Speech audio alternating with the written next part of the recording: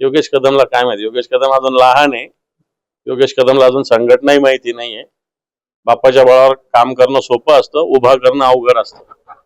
देवेंद्र फडणवीस आज सहपत्नी कुंभमेळ्याला जाणार आहे, ते त्या ठिकाणी स्नान देखील करणार आहे. यापूर्वी रावसाहेब दानवे, नवनीत राणा, रवी राणा यांनी देखील त्या कुंभमेळ्यामध्ये स्नान केलं.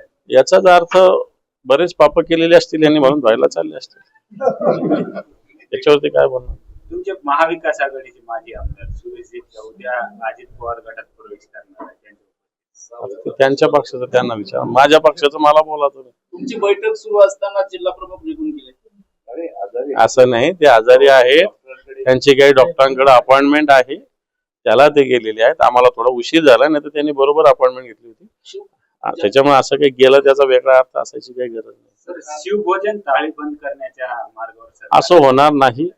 शिवभोजन थाळी मान्य उद्धवजी ठाकरे साहेबांच्या सरकारने सुरू केलेली सर्वसामान्यांसाठीची योजना आहे. एकीकडे सरकार वेगवेगळ्या ठिकाणी उधळपट्टी करतं, जाहिरातीवर उधळपट्टी करतं, आणि शिवभोजन थाळी बिलकुल आम्ही बंद होऊ देणार नाही.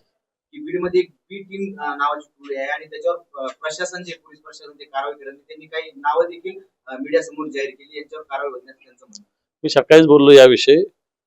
बीडमधील गुंडागर्दी धनंजय मुंडेचा राजीनामा झाल्याशिवाय संपणार नाही. सरकारची इच्छा गुंडागर्दी संपवायची दिसत नाही. सरकारला अशीच गुंडागर्दी चालवायची, असंच बीडचं बिहार त्यांना करायचं आहे. आणि मला असं वाटतं धनंजय मुंडे यांनी नैतिकदृष्ट्या राजीनामा दिल्यानंतरच इथली गुंडागर्दी संपेल.